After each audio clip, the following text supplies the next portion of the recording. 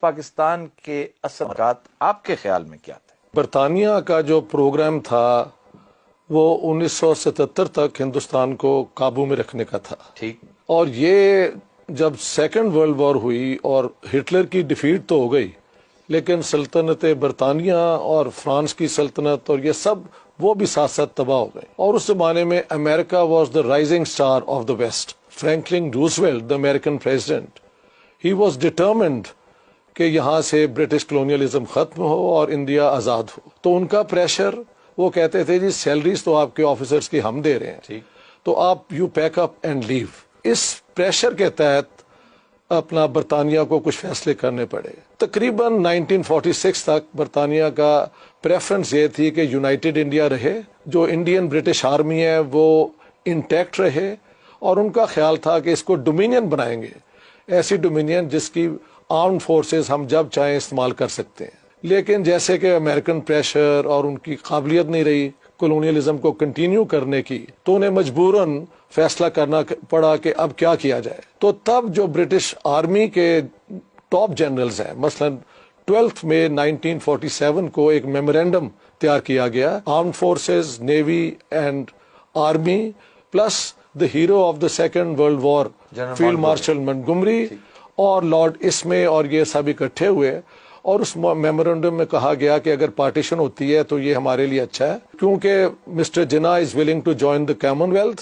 ہمیں ان سے ڈیمانڈ کرنا چاہیے کہ Karachi port facilities, Pakistan air bases جو بنیں گی ویسٹ پاکستان کی، اور یہاں کی مین پاور جو ہے یہ برطانیہ کو ملے. مین پاور سے مراد ظاہر آرمی.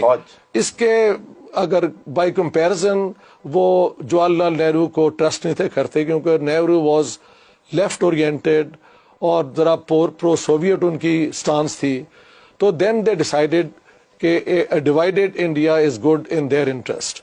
اور مسٹر جناح ڈیمانڈیڈ کہ اگر انڈیا ڈیوائیڈ ہوتا ہے اور پاکستان بنتا ہے تو we will also have the Indian army divided. نہیں سر، اس کے پیچھے محرک جو میں پوچھ رہا ہوں خاص طور پر برٹش راج کو، ہاں جی، یہ کیا وہ کمیونزم کے خلاف کوئی ایک بفر زون بنانا چاہ رہے تھے؟ 1833 سے شروع ہوتی ہے ان کی گریٹ گیم.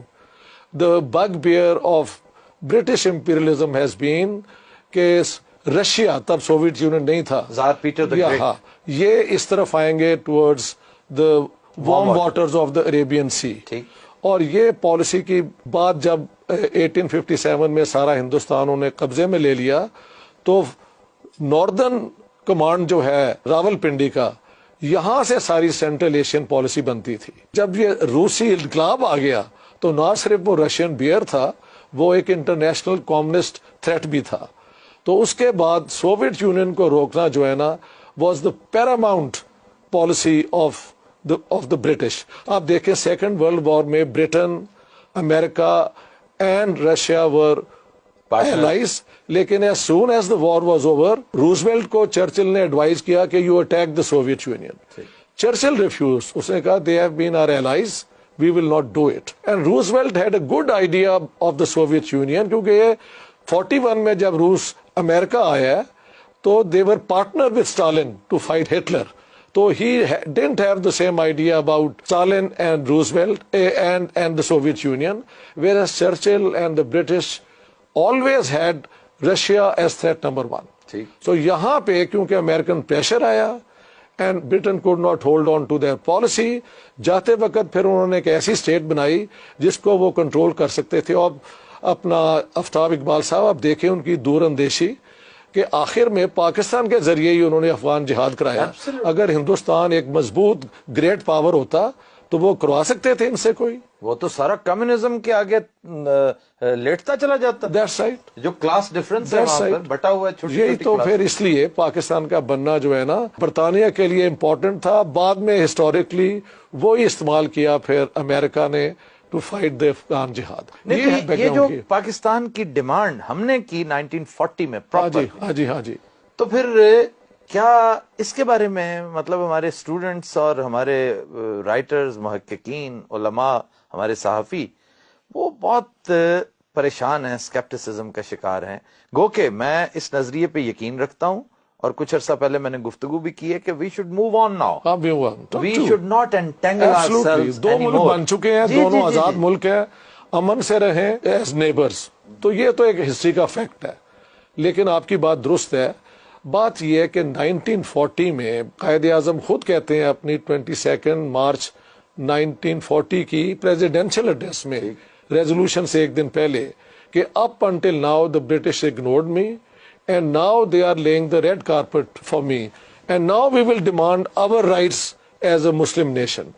تب سے یہ ڈیمانڈ فار پاکستان جو ہے نا, from a peripheral demand of a party it became the central demand and the British then played Muslim League against Congress. یہ بڑی عمدہ بات آپ نے کوٹ کی. اور چلتے چلتے چلتے آخری فیصلہ یہ ہوا کہ یہ ہندوستان کو ڈیوائیڈ ہی کیا جائے, کیونکہ نہرو اور کانگریس کے ہوتے ہوئے وہ اپنے مقاصد پورے نہیں تھے کر سکتے. ایک کمزور ملک بنے گا جس کو مدد ہوگی ویسٹ کی, اور وہی ہوا کہ پاکستان کو شروع سے امریکن ملٹری الائنسز میں خود جا کے لابی کرنا پڑا کہ آپ ہمیں اڈاپٹ کریں.